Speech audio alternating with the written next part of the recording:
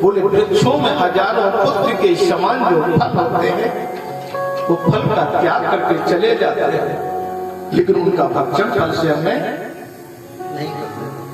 और नदी अपने जल का कभी पान नहीं करती है। बोले ऐसे हमने परमार्थ के कार्य साधु धरा शरीर। ये परमार्थ का कार्य है, इसमें हमने जीवन का वो अभाव वेदव्यासी आए लौट करके आज भक्ति और ज्ञान वैराग्य के बारे में सुन रहे हैं। अयं तो पृथ्वी ज्ञात्वा सर्वोत्तमते पुष्करं चाप्यागं काशी गोदावरी तथा हरिक्षेत्रे कुरुक्षेत्रे श्रीरंग सेतु आज जो भक्ति है, सुखदेव जी महाराज बता रहे हैं, जो भक्ति है और वो भक्ति चारों तरफ भटक रही है, और जब भक्ति चारों तरफ भटक रही है, भ्रमण कर रही है, घूम रही है, जा रही है, और जिस समय भक्ति चारों तरफ भ्रमण करती है, घूमती है, और उस भक्ति का भाव क्या है, उस गोविंद का प्रभाव क्या है, वो मेरे नारायण मेरे गोविंद कहने लगे। सबसे पहले भक्ति पुष्कर को, जहां ब्रह्मा जी का स्थान, अपने दोनों पुत्र ज्ञान और वैराग को साथ ले लिए, और जब ज्ञान वैराग को साथ मिली भक्ति जिसमें पुष्कर में पहुंची, कोई चिंता नहीं है भक्ति को। प्रयाग इलाहाबाद संगम में पहुंचे, स्नान किया, कोई चिंता नहीं भक्ति को। काशी गोदावरी तथा काशी में गई, गोदावरी नासिक स्नान करता अपने दोनों पुत्रों को लेकर के भक्ति घूम रही है तीर्थ यात्रा पे। आप लोग भी चारों धाम की यात्रा करने लगते हैं,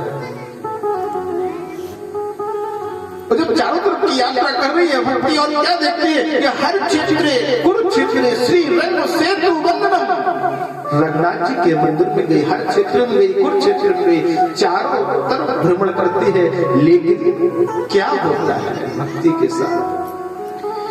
एक मादेशु तीर्थेषु भ्रमण के तहत आज एक दिन जिस समय वृंदावन में पहुंची भक्ति, तो भक्ति युवती बन गई, और जो दोनों पुत्र ज्ञान वैराग है वो चल अवस्था में पहुंच गए, वो वृद्धा अवस्था में पहुंच गए। भक्ति तो युवती बन गई, जो माँ है वो भक्ति है। और वृंदावन में जैसे यमुना के पल्ली पार पहुंची, और यमुना के पल्ली पार पहुंच करके भक्ति नृत्य कर रही है, गोविंद का गुणगान कर रही है, लेकिन दोनों पुत्र अचेत होकर के जमीन में लेट गए। उस माँ के हृदय से पूछो जिसके दोनों पुत्र और माँ के सामने अचेत होकर के, बेहोश होकर के जमीन पर लेट जाए, वो माँ भक्ति भजन कर, लेकिन भक्ति करी में गोविंद के स्थान पर आई हूँ यमुना के किनारे। मैंने सुना है कन्हैया का गोकुल धाम है, गोलोक धाम इसको कहा जाता है। यहाँ पश्चिम राधा रानी सरकार का दरबार चलता है। भक्ति नृत्य कर रही है, और जब भक्ति नृत्य करते करते थक गई, तो ब्रज की गोपियों के बीच में बैठ गई, और ब्रज की गोपियों से कह रही है कि मैंने ऐसा कौन सा जीवन में पाप किया है, चारों तीर्थों में गए, और चारों तीर्थों में से 4 धाम हैं और 4 पुरी हैं। चारों धाम की यात्रा का मतलब क्या है कि आप चार धाम की जब यात्रा करते हैं तो चार धाम पर भी जाते हैं और चार पुरी पे जाते हैं। अयोध्या क्या है? अयोध्या पुरी है। क्या है? जगन्नाथ पुरी है, मथुरा पुरी है और द्वारका पुरी है। चार पुरी क्या है? मैंने बताया ना आपको, अयोध्या, जगन्नाथ, मथुरा और द्वारका। लेकिन धाम कौन कौन से हैं? सबसे पहला धाम है केदारनाथ धाम। कौन सा? केदारनाथ। दूसरा श्रीनाथ धाम और तीसरा मथुरा से लगा हुआ श्री वृंदावन धाम और चौथा आप लोग विचार करो। है? बताओ, अच्छा विचार करो। नहीं आ रहा है? अरे आप लोग तो दर्शन कर आए, हमारे तिवारी भी घूमने आए हैं। हाँ, हमारे पहचान में तो नहीं आ रहे। शायद अंगद भैया बैठे, ठाकुर साहब कौन है? अंगद सिंह। हाँ, हमें याद है, बहुत पुरानी बात है। साथ एक बार जी नर्मदा कुटी आश्रम में मुझे मिले थे। अगर अंगद सिंह जी हैं तो अच्छा छोटे भैया हैं। और मेरे गोविंद कहते हैं, मेरे परमात्मा जगदीश सरस्वती कहते हैं, जो तिरुपति जी बाला है, कहां पर? आंध्र प्रदेश में चौथा धाम वो है। सारे धामों में भगवान विष्णु का जो धाम है तिरुपति जी वाला है। और जब लोग दर्शन करने जाते हैं ना, रामेश्वर जाते हैं जल चढ़ाने के लिए, बद्रीनाथ, केदारनाथ सब जगह जाते हैं। अब कुछ लोग कह रहे होंगे महाराज बद्रीनाथ का आपने नाम छोड़ दिया है, बद्रीनाथ को भी धाम कहा जाता है। लेकिन भगवान विष्णु का पहला प्राकट्य कहाँ हुआ है?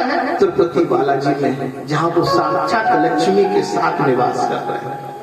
और दूसरा स्थान उनका है बद्रीनाथ धाम। लेकिन ये पहाड़ों पे है, यहाँ लोगों को जाने में सरलता है। अब आंध्र प्रदेश तक आदमी पहुंचे नहीं पाता है। तिरुपति जी को तो आधो लोग तो नाम ही नहीं, लेकिन विष्णु का जो धाम है वो चौथा धाम, सबसे बड़ा धाम है।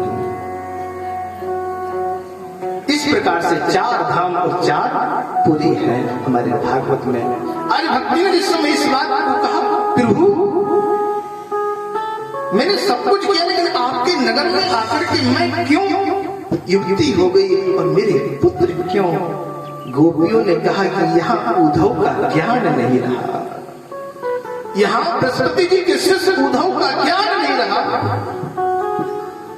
तो आपके दोनों पुत्र ज्ञान और वैराग्य यहाँ करेंगे। बोले ज्ञान वैराग्य की महिमा बनारस में है, दक्षिण भारत में है, नेपाल में है, लेकिन वृंदावन में तो भक्ति की महिमा है। जहाँ माँ की पूजा होगी वहाँ पुत्रों की पूजा अपने यहाँ होगी, जहाँ पुत्रों की पूजा होगी वहाँ माँ की पूजा कौन करेगा? बोले हाँ, माँ की महिमा है। यहाँ देवकी ने कृष्ण का जन्म दिया तो यशोदा ने लालन पालन किया, यहाँ मैया की महिमा है। क्योंकि अगर माँ नहीं होगी तो पुत्र कहाँ से आएंगे? एक कवि कहता भी है, पिता उस परमात्मा के धाम का दरवाजा तो हो सकता है, लेकिन स्वर्ग माँ भेजती है, स्वर्ग माँ भेजती है। करपात्री जी महाराज अपनी एक पुस्तक आई है वेणु शेखर, और उस पुस्तक में उन्होंने लिखा है कि एक बार एक मैया ब्राह्मण कुल की थी, और ब्राह्मण कुल की वो मैया ने जीवन भर मंदिरों में पूजा की और अपने बालक का लालन पालन करके उसको ज्ञान दिया।